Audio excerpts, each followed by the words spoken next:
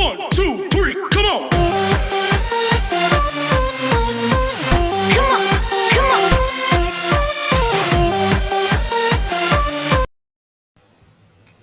Welcome po sa inyong lahat guys. So for today's video ay tuturo ko po sa inyo kung ano-ano nga po ba yung mga requirements para ma-monetize ang inyong YouTube channel.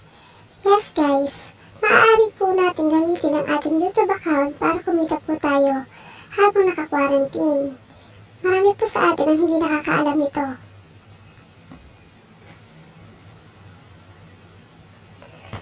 Kung bago ka lang sa channel ko, maaari po kayo mag-subscribe at i-hit ang bell button sa baba. Actually guys, marami naman talagang paraan para kumita sa YouTube. So ituturo ko sa inyo ngayon ay yung starting point paano ka magsisimulang kumita sa YouTube. There are 3 ways to start earning.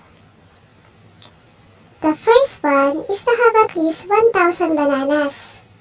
Oops! Hindi po yung saging ha. Banana means subscriber. 1 banana is equal to 1 subscriber. Ilan nga ba kailangan natin guys? 1,000? 1,000 subscribers? Hirap pa guys? Don't you worry guys, may natagpuan po akong supportive group at website na libre lang pong tumutulong para palaguin ang subscribers ng mga newbie na kagaya natin. So ituturo ko yan sa next video ko. The second one is to have at least 4,000 watch hours in 12 months or 1 year.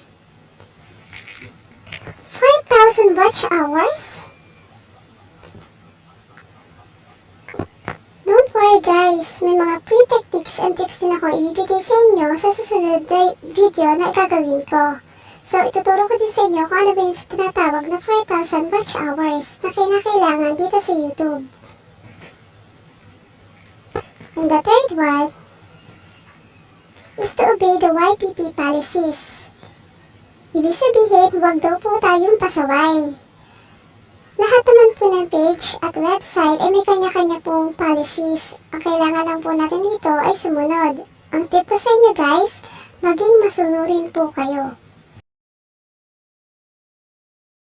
So let's have a recap guys. Kailangan lang po natin ng 1,000 bananas, 4,000 watch hours, at maging masunurin po tayo.